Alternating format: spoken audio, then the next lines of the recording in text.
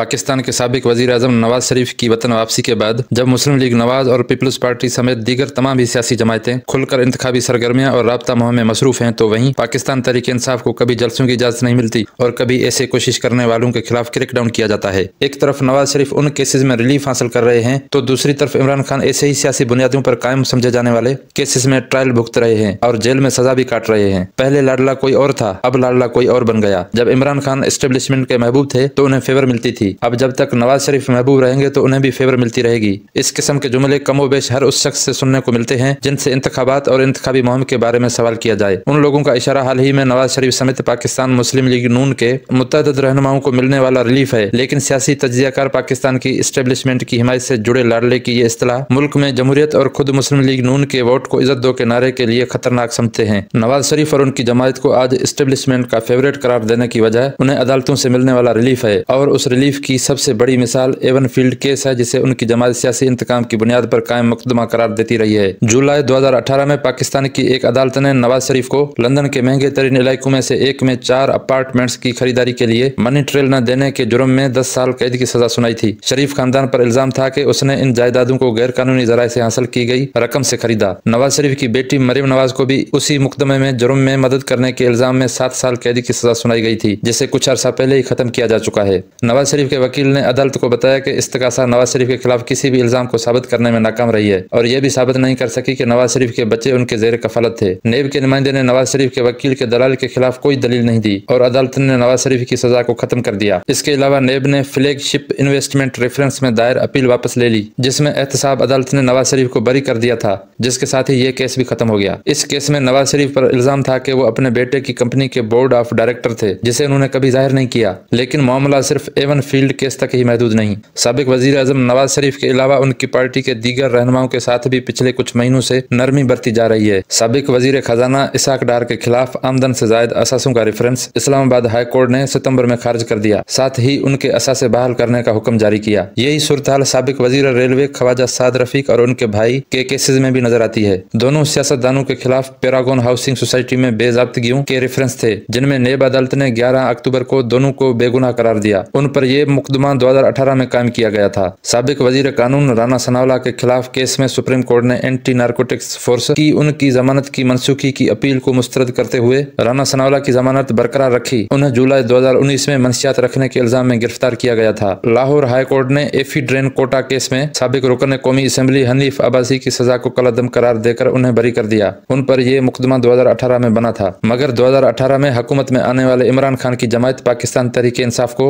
एक यकसर मुख्तलिफ सूरत हाल का सामना है। पीटीआई के बेशतर रहनुमा गिरफ्तार हैं या मुबैना तौर पर एस्टेब्लिशमेंट के दबाव की वजह से पीटीआई जमायत से अलहदगी इख्तियार कर चुके हैं। इस तमाम सूरत हाल में इस वक्त हलकों की सतह पर पीटीआई की इंतखाबी मुहिम न होने के बराबर है। हालिया चंद हफ्तों में पीटीआई के वर्कर्स को जलसे जुलूस समेत अवामी इज्तिमात की इजाजत मिलती दिखाई नहीं दे रही, बल्कि ऐसा करने वालों के खिलाफ क्रैकडाउन किया जाना भी मामूल है। हाल ही में अपर दीर में वर्कर्स कन्वेंशन के दौरान पीटीआई के वर्कर्स और पुलिस के दरमियान झड़पें हुई और कारकुनों को गिरफ्तार किया गया। इसी तरह किर्क, सवात और एबट आबाद वर्कर्स कन्वेंशन के दौरान ऐसी ही सूरत हाल पैदा हुई। पेशावर और कराची में पीटीआई को ये कन्वेंशन से ही मनसूख करना पड़े, क्योंकि मकामी हुकाम ने उन्हें सियासी सरगर्मी मुनक्कद करने की इजाजत नहीं दी। हुकाम का दावा है कि सिक्योरिटी खदशात के बायस इजाजतनामे नहीं दिए जा रहे। ताहम यह भी जाहिर हो रहा है कि पीटीआई के अलावा तमाम सियासी जमायतें मुकम्मल आजादी के साथ उन ही इलाकों में अपनी सियासी सरगर्मियां जारी रखे हुए हैं। एक सहाफी का कहना है कि मैं उस वक्त भी अदालत में मौजूद था जब इस्लामाबाद की एहतसाब अदालत ने 9 माह के अरसे में और 100 से ज्यादा समातों के बाद साबिक वजीर आजम नवाज शरीफ को एवन फील्ड रेफरेंस में 10 साल कैद और 80 लाख बरतानवी पाउंड जुर्माने की सजा सुनाई थी। और मैं तब भी अदालत में मौजूद था जब 5 साल बाद इस्लामाबाद हाई कोर्ट ने साबिक वजीर आजम को चंद मिनट की समाअत के बाद उसी केस में बरी कर दिया। इस अरसे के दौरान अदालतों और नेब के अफसरान के रवैये में जमीन और आसमान का फर्क सामने आया।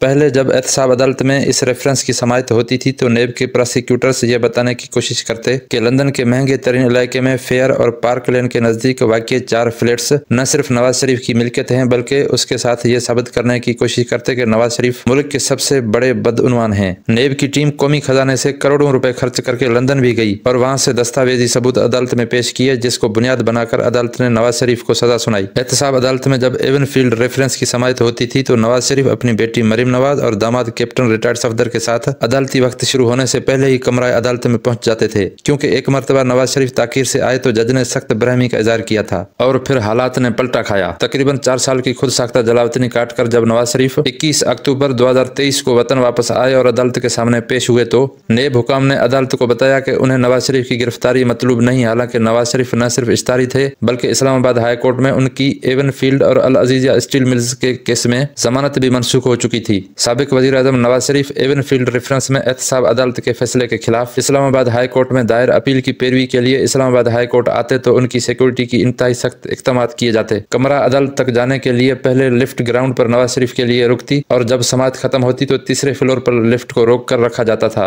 और ये लिफ्ट किसी दूसरे के लिए इस्तेमाल नहीं हो सकती थी। एवन फील्ड के फैसले के खिलाफ अपील पर नवाज शरीफ के वकील जब इस्लामाबाद हाई कोर्ट में दलाल दिए थे, इस दौरान जब अदालत ने नेब के हुकाम से पूछा कि क्या उनके पास इस केस में मुजरम के खिलाफ शवाहिद मौजूद हैं, तो नेब प्रोसिक्यूटर्स ने कहा कि वो तो नवाज शरीफ के खिलाफ रेफरेंस दायर ही नहीं करना चाहते थे, बल्कि ऐसा तो उन्होंने सुप्रीम कोर्ट की तरफ से पानामा लीक्स में दिए गए हुक्म पर किया था, जिसके बाद अदालत ने नवाज शरीफ को इस रेफरेंस से बरी कर दिया। और उसके साथ ही नेब हुकाम ने फ्लैगशिप रेफरेंस में भी हाई कोर्ट में दायर अपनी अपील वापस ले ली, जो उन्होंने एहतसाब अदालत के फैसले के खिलाफ दायर की थी, जिसमें नवाज शरीफ को बरी कर दिया गया था। लाडला या लाडला प्लस होने का तासुर नवाज शरीफ और उनके सियासी बयानी के लिए मुश्किल भी पैदा कर सकता है। एस्टेब्लिशमेंट का लाडला होने के इस तासुर के बदौलत नवाज शरीफ अपने उस वोटर का एतमाद खो सकते हैं जो उनके वोट को इज्जत दो के नारे के बुनियाद पर उनके साथ खड़ा था। ये लेबल उनकी सियासत के लिए भी नुकसानदा है। नून लीग कंप्रोमाइज्ड पोजीशन में नजर आती है, लेकिन देखना है कि जब इलेक्शन करीब आएंगे और नवाज शरीफ बाहर जलसों के लिए अवाम में निकलेंगे तो क्या वो अपने वोट को इज्जत दो के बयानियों को छोड़ देंगे और क्या वो सिविलियन बालादस्ती के नारे से दामन छुड़ा पाएंगे। सियासी तज्जियाकारों के ख्याल में ऐसा करना उनके लिए मुमकिन नहीं होगा, वरना उनमें और 2018 की तहरीक इंसाफ में कोई फर्क नहीं रहेगा।